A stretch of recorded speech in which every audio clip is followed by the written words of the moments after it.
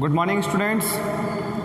आज फिर next lecture में बात करेंगे चैप्टर 10 हमारा क्लास 10th का मिनरल्स एंड एनर्जी रिसोर्सेज हमारा चल रहा था। लास्ट लेक्चर में मैंने आप लोगों को पढ़ाया था कोल एंड पेट्रोलियम का फॉर्मुलेशन कैसे कैसे होता है, ठीक है ना। कुछ नॉन मेटेलिक मिनरल्स की हम लोगों ने बात करी थी, बॉक्साइट हो गया, कॉपर हो गया, मिका हो गया, ठीक है, नॉन कन्वेंशनल के अंदर। नेक्स्ट जो टॉपिक है हमारा वो है हमारा क्या, इलेक्ट्रिसिटी, ठीक है। What do you mean by electricity.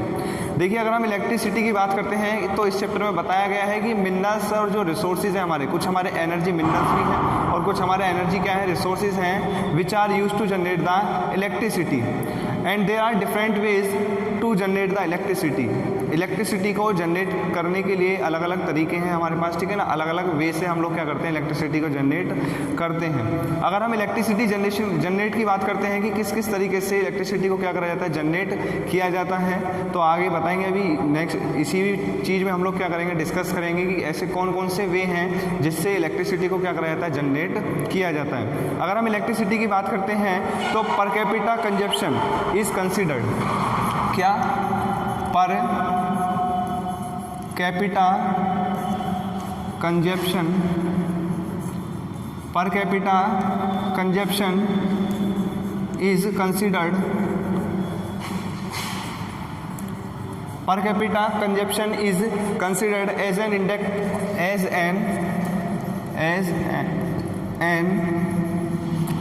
index of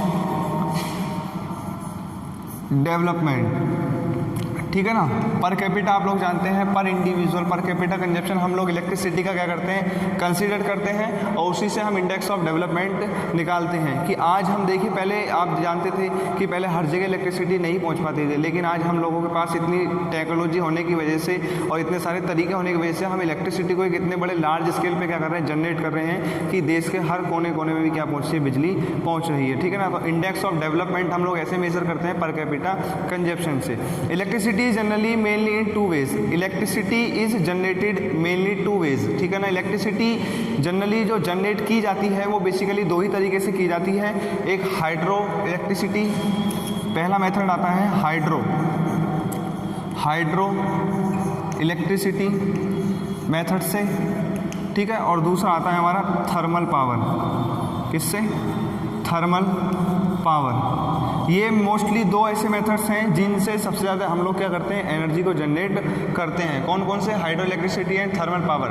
recent videos lecture में मैंने लास्ट प्रीवियस लेक्चर्स जो थे उसमें बताया था कि हाइड्रो इलेक्ट्रिसिटी का मतलब क्या होता है, हाइड्रो का मतलब होता है वाटर, क्या होता है, वाटर, ठीक है। और थर्मल का मतलब क्या होता है, टेम्परेचर होता है, ठीक है। हाई टेम्परेचर से भी क्या करते हैं, इलेक्ट्रिसिटी को जनरेट करते हैं और थ्रू द वाटर के थ्रू द्वारा क्या बनाई जाती है, बिजली को जनरेट किया जाता है, ठीक है। Hydro electricity running water which drives hydro turbines, ठीक है। बेसिकली होता क्या है, ये प्रोसेस है हाइड्रो इलेक्ट्रिसिटी, थर्मल पावर। अपन इनको आगे नेक्स्ट लेवल उस पर क्या करेंगे, डिस्कस करेंगे। लेकिन इन दोनों में डिफरेंस क्या होता है देख लीजिए। अगर बात करते हैं दोनों डिफरेंस की कि what is the difference between the hydro electricity and the thermal power, ठीक है। क्या क्या होते हैं देखिए, हाइड्रो इलेक्ट्रिसिटी, हाइड्रो इलेक्ट्रिसिटी और थर्मल पावर।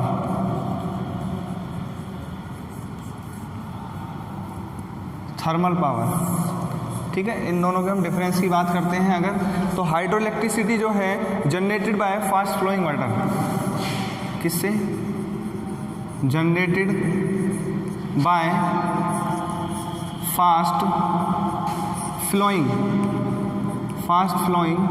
वाटर, पानी के तेज बहाव से क्या बनाई जाती है, बिजली बनाई जाती है। और थर्मल के अंदर generated by coal, petroleum and natural gas, generated by coal, petroleum या फिर नेचुरल गैस, ठीक है। फर्स्ट डिफरेंस तो ये हो गया कि क्या कि हाइड्रो इलेक्ट्रिसिटी के अंदर electricity is generated by fast flowing water, पानी के तेज बहाव से बिजली को बनाया जाता है। पानी के तेज बहाव से बिजली को कैसे बनाया जाता है कि नीचे क्या लगाई जाती है, टरबाइन लगाई जाती है, ठीक है ना, टरबाइन लगाई जाती है और पानी तेज फ्लो से उस टरबाइन के ऊपर क्या करता है, गिरता है। टरबाइन के अंदर जो पंखुड़ियाँ होती हैं वो पंखुड़ी पे जब पानी गिरेगा तो वो पंखुड़ियाँ क्या होंगी, रोटेट होना स्टार्ट हो जाती हैं। जितनी ज़्यादा वो तेज़ी से रोटेट होती हैं उतनी ही डायनामो उतनी जल्दी क्या करता है, हमारी इलेक्ट्रिसिटी को इलेक्ट्रिसिटी में कन्वर्ट करता रहता है, ठीक है। दूसरा पॉइंट देखते हैं, रिन्यूएबल रिसोर्स है। ये कैसा रिसोर्स है, रिन्यूएबल, जिसको क्या करा जा सकता है, रिन्यू करा जा सकता है, ठीक है ना, रिन्यूएबल रिसोर्सेज हैं। और अगर हम थर्मल पावर की बात करते हैं तो ये हमारे नॉन रिन्यूएबल हैं। क्या है ये, हमारे नॉन रिन्यूएबल हैं, ठीक है ना। क्यों नॉन रिन्यूएबल हैं, क्योंकि कोल को एक बार यूज़ कर लिया तो दोबारा यूज़ में नहीं लिया जा सकता, पेट्रोल को एक बार यूज़ कर लिया तो दोबारा यूज़ में नहीं लिया जा सकता है, ठीक है ना। जितना एक बार में हम यूज़ करेंगे वो उतनी एक ही बार में क्या हो जाएगा, कंज्यूम्ड हो जाएगा। आगे नेक्स्ट बात करते हैं, मल्टीपर्पज़ प्रोजेक्ट्स इसके अंदर हैं। कुछ मल्टीपर्पज़ प्रोजेक्ट्स आते हैं। मल्टीपर्पज़ पढ़ा है आप लोगों ने, मल्टीपर्पज़ प्रोजेक्ट्स बताया था आप लोगों को। मल्टीपर्पज़ प्रोजेक्ट्स हैं कुछ इसके अंदर, जैसे हैं भाखड़ा नागल डैम, कुछ एग्जांपल्स हैं, भाखड़ा नागल डैम,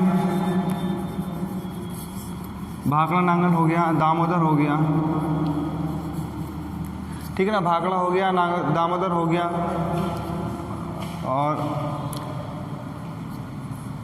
एटसेट्रा लिख सकते हैं। और भी डैम है जैसे, ठीक है ना, वैली कॉरपोरेशन हो गया या फिर वैली कॉरपोरेशन हो गया, ठीक है। ये हमारे एग्जांपल्स हैं। और अगर हम थर्मल के अंदर बात करते हैं तो there are over 310 thermal power plants in India. कितने, 310 थर्मल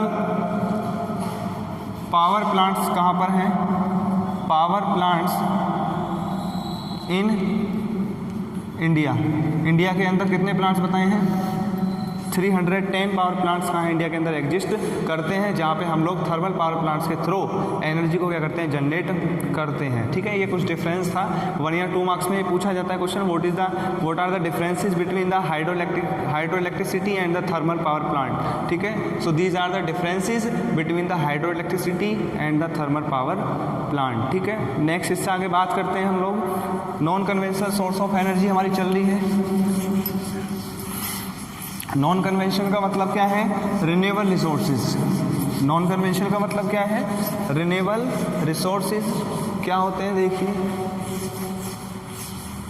अगर हम नॉन रिन्यूएबल रिसोर्सेज की बात करते हैं, ठीक है ना, तो हमारा पहला आता है न्यूक्लियर और एटॉमिक एनर्जी। क्या आता है, न्यूक्लियर और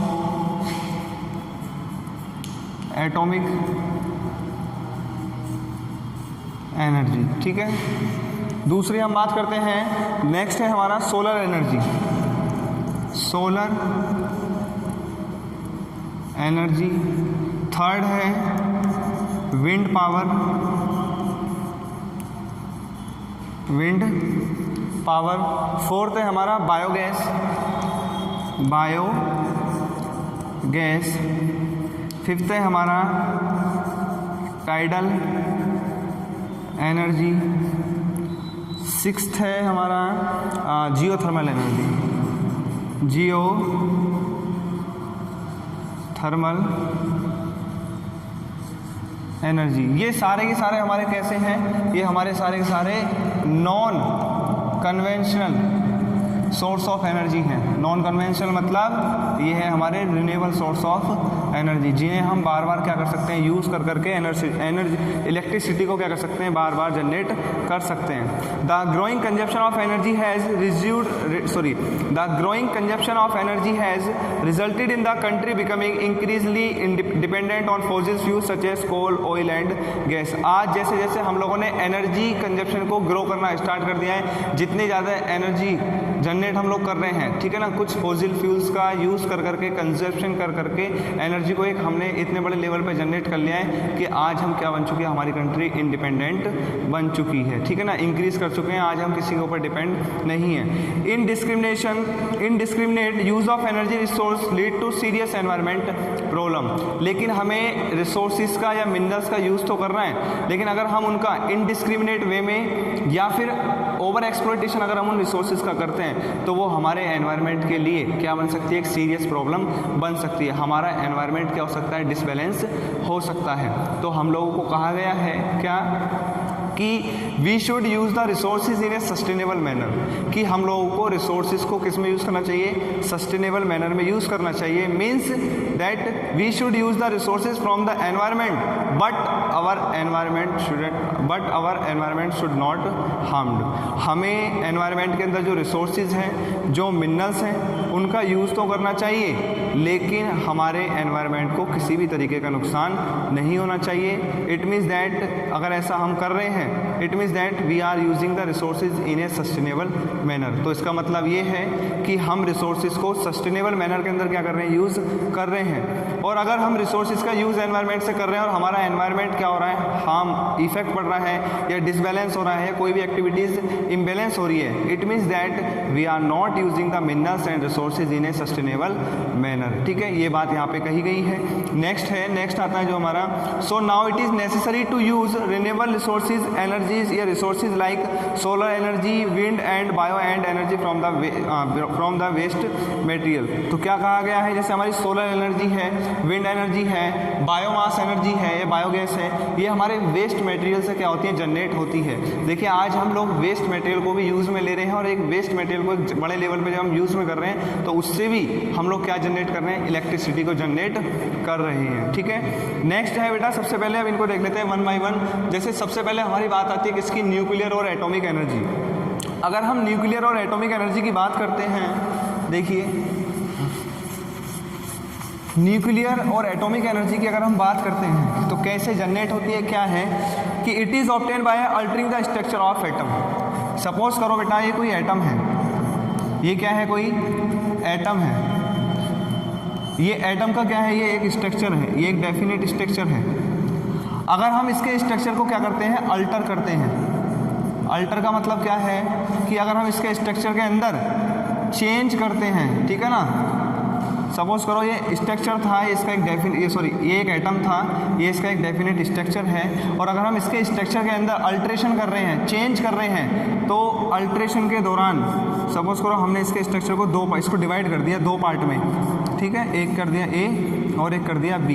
तो क्या कहा गया है कि न्यूक्लियर और एटॉमिक एनर्जी हमको कब ऑब्टेन होती है, it is obtain when we alter the structure of an atom, when such an alteration is made much energy is release. क्या कि जब हम किसी एटम के स्ट्रक्चर को क्या करते हैं, अल्ट्रेशन करते हैं, चेंज करते हैं, तो उस अल्ट्रेशन के दौरान यहाँ से क्या रिलीज होती है, यहाँ से लार्ज अमाउंट में एक एनर्जी क्या होती है, रिलीज होती है, एक लार्ज अमाउंट में एनर्जी रिलीज होती है in the form of heat and this is use to generate the electric power. और ये जो एनर्जी रिलीज होती है ये किस फॉर्म में होती है, ये हमारी हीट फॉर्म में होती है, और इस हीट फॉर्म को जो यूज़ करा जाता है वो इलेक्ट्रिसिटी जनरेट करने के लिए क्या करा जाता है, यूज़ में लिया जाता है। बात समझ में आई?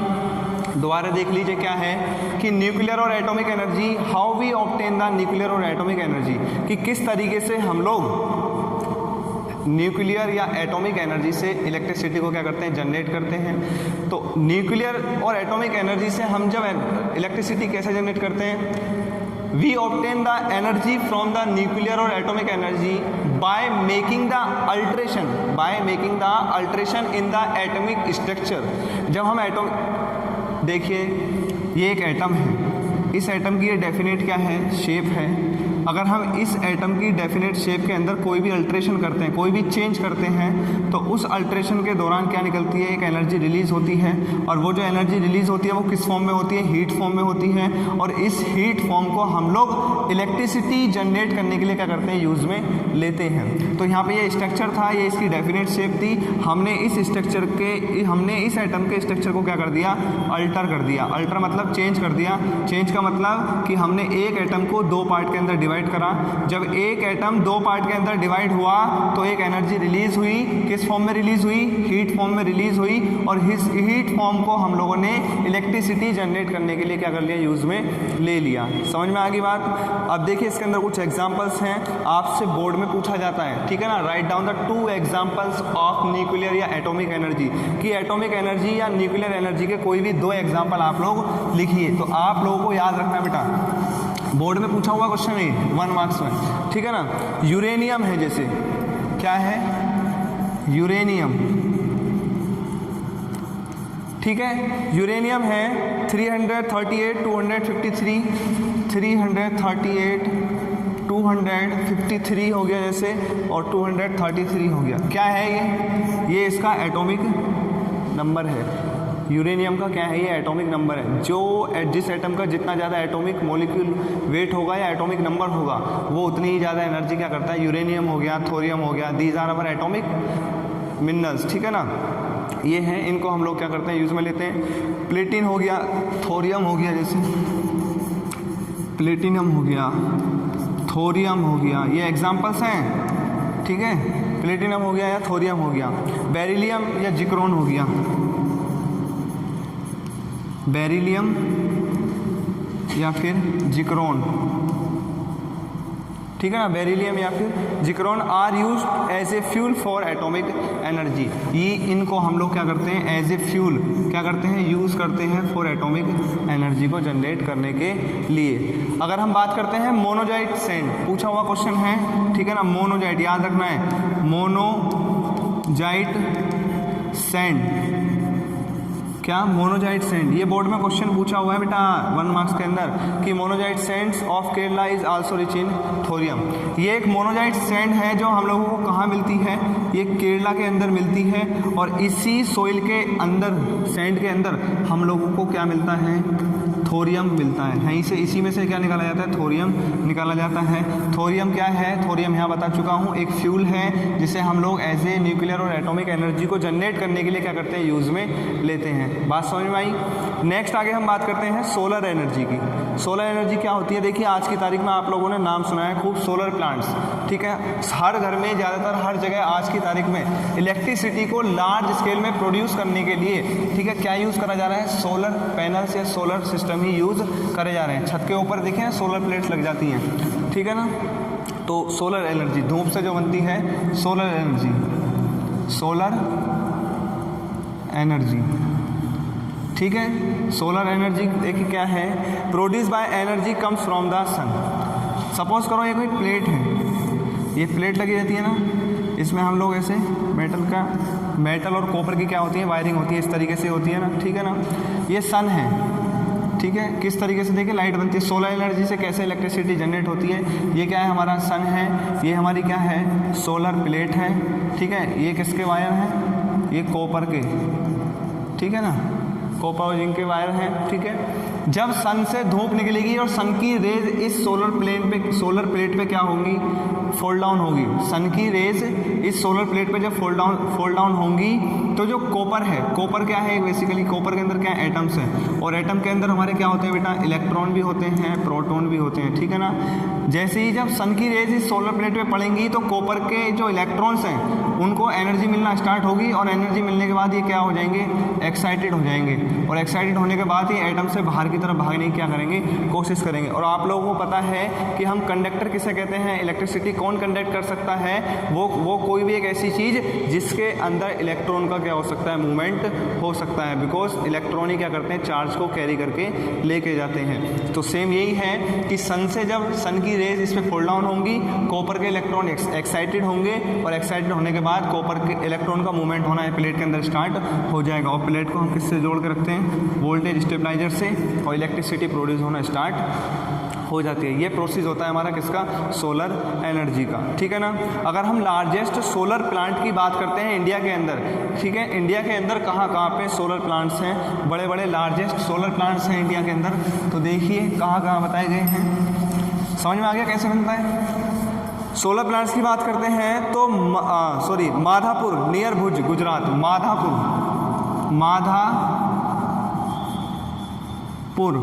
नियर भुज ये जगह पड़ती है हमारी कहाँ पे, गुजरात के अंदर। यहाँ पे ये लार्जेस्ट प्लांट है किसका, सोलर एनर्जी का। यहाँ पे बहुत बड़े लेवल पे सोलर एनर्जी को क्या करा जाता है, जनरेट किया जाता है। नाम है माधापुर प्लांट, नियर कहाँ पे, भुज, और ये कहाँ पड़ता है, हमारा गुजरात के अंदर पड़ता है, ठीक है ना। सिंपल इसका अगर हम बात करते हैं तो एक प्रोसेस है जो लाइट कैसे, सन हो गया, सन से क्या आएगी, सनलाइट आएगी, सन हो गया, सन से क्या आई हमारी, सनलाइट आई, सनलाइट से हमारा यहाँ प्रोसेस चलेगा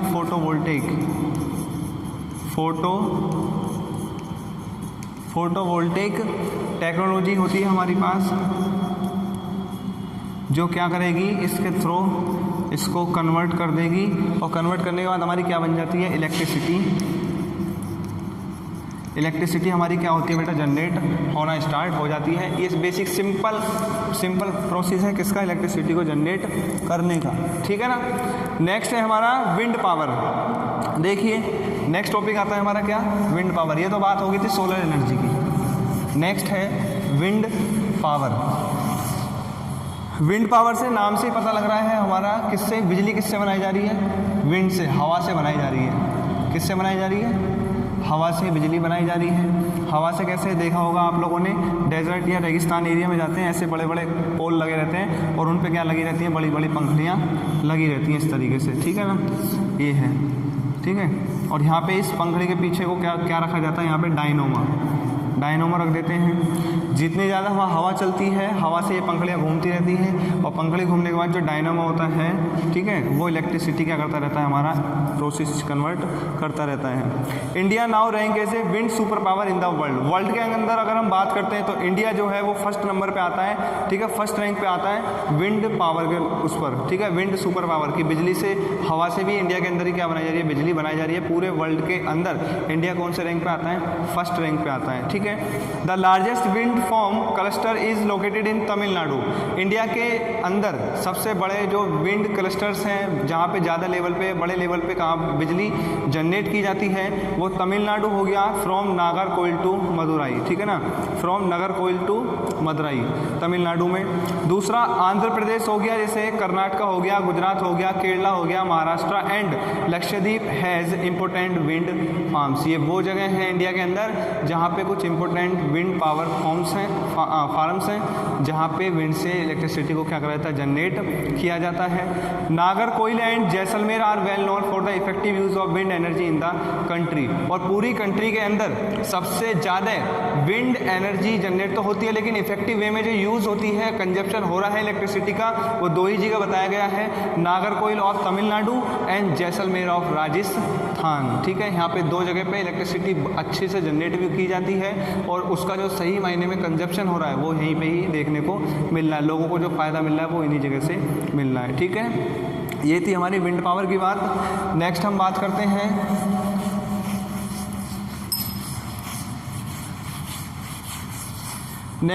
करते हैं बायोगैस की। किसकी, बायोगैस। देखिए बायो का मतलब क्या होता है, लाइफ होता है, ठीक है ना। हमारी लाइफ के अंदर जो वेस्ट मटेरियल होता है, जिसे हम लोग क्या करते हैं, थ्रो कर देते हैं, ठीक है ना। ये है जो स्क्रब्स हैं, वेस्ट मटेरियल है, उन्हें हम फेंक देते हैं। लेकिन हम पहले उनको करते थे, लेकिन जब हमें धीरे धीरे इन चीज़ों का इवोल्यूशन होना स्टार्ट हुआ, टेक्नोलॉजी आई, तो पता चला कि we can also generate the electricity from the waste material, कि हम लोग वेस्ट मटेरियल के थ्रू भी इलेक्ट्रिसिटी को क्या कर सकते हैं, जनरेट कर सकते हैं, ठीक है ना। तो बायोगैस में क्या होता है, biogas produced by the decomposition of shrubs हो गया, रो वेस्ट हो गया, एनिमल्स एंड ह्यूमन वेस्ट हो गया। एनिमल्स का जो वेस्ट है, ह्यूमन बींग्स का जो वेस्ट है, स्क्रब्स हैं हमारे जो कचरा है, या रॉ मटेरियल वेस्ट है, इन सारे वेस्ट के थ्रू ही हम लोग बायोगैस को क्या करते हैं, प्रोड्यूस करते हैं। होता क्या है इसके अंदर कि एक बड़ा सा हम लोग क्या करते हैं, डिगिंग करते हैं, अर्थ को गड्ढा खोदते हैं और इस गड्ढे के अंदर सारे वेस्ट मटेरियल को क्या करते रहते हैं हम लोग इसके अंदर डालते रहते हैं। एक टाइम ऐसा आता है जब ये फिल हो जाता है तो इसके अंदर कुछ पानी भर दिया और इसको कुछ दिन के लिए क्या कर दिया हमने, लिड कर दिया, ढक्कन ढक दिया, इसके अंदर लिड लगा दिया। लिड लगाने के बाद जो इसके अंदर जितना भी वेस्ट मटेरियल है अब वो डीकम्पोज होना स्टार्ट होगा और जब डीकम्पोज होगा तो उससे यहाँ इसके अंदर क्या बनेगी, गैस बनेगी और उस गैस को पाइप के थ्रू, हाई प्रेशर के थ्रू क्या करता है बाहर निकालते हैं और इस हाई प्रेशर से यहाँ टरबाइन लगी हुई होती है। जब वो हाई प्रेशर इस टरबाइन की पंखड़ी पे पड़ेगा तो टरबाइन घूमना स्टार्ट होगी और टरबाइन से हम लोग क्या बनाते हैं, इलेक्ट्रिसिटी को जनरेट करना स्टार्ट कर देते हैं। ये प्रोसेस होता है किसका, बायोगैस का। ठीक है, नेक्स्ट है बेटा हमारी टाइडल एनर्जी। टाइडल का मतलब क्या होता है, देखा है ना आप लोगों ने, समुद्र के अंदर लहरें आती हैं, लहरें क्या आती हैं, लहर आती है, tidal energy, tides, tidal energy. ठीक है, टाइड्स का मतलब क्या होता है, लहर होती है। टाइडल मतलब समुद्र में जो लहरें आती हैं उन लहरों के थ्रू भी क्या बनाई जाती है, बिजली बनाई जाती है। ठीक है ना, होता क्या है देखिए कि oceanic tides can be use to generate electricity. समुद्र के अंदर जो लहरें आती हैं उसे, उन लहरों को भी हम लोग इलेक्ट्रिसिटी जनरेट करने के लिए क्या करते हैं, यूज में लेते हैं। Flood gate dams are built across inlet. Flood dams gate are built across inlets. इस लाइन का मतलब समझ जाइए बस आप लोग। ठीक है ना, flood dams gates are built across inlet. Suppose करो ये समुंदर है कोई, ठीक है, इसके अंदर पानी भर रहा है, यहाँ से ये पानी भर रहा है। अब सपोज करो यहाँ से लहरें इधर की साइड जाती हैं, लहरें जाती हैं इधर, टाइड्स जाती हैं, तो हम लोग क्या करेंगे, हम लोग यहाँ पे एक ऐसा गेट बनाएंगे, फ्लड गेट बना देंगे हम यहाँ पे, जिससे लहर, समुद्र का लहरों का जो पानी है वो इस गेट के अंदर क्या होगा, इनलेट, इनलेट इधर से हो रहा है ना, तो इनलेट हम इधर से बना के ऐसा बनाएंगे कि समुद्र के लहर का पानी इस गेट के अंदर गिरे और इस गेट से हाई प्रेशर से पानी यहाँ पे क्या लगी हुई होती है, हमारी टरबाइन लगी हुई होती है। जब इस गेट्स के अंदर से पानी किस पे गिरेगा, पंखड़ी पे गिरेगा, टरबाइन की पंखड़ियों पे गिरेगा, विंग्स पे गिरेगा, तो ये विंग्स घूमना स्टार्ट होंगी और आप लोगों को पता है बस हम लोगों को किसी भी तरीके से क्या घुमानी होती है, टरबाइन घुमानी होती है। और जब टरबाइन घूमना स्टार्ट होगी तो इस प्रोसेस से हम लोग ऐसे क्या बनती है, इलेक्ट्रिसिटी जनरेट होना स्टार्ट हो जाती है। ठीक है ना, during high tide water flows into the inlets and get trapped when the gate is close. अब होता क्या है, ये गेट हमने बना दिया, फ्लड गेट।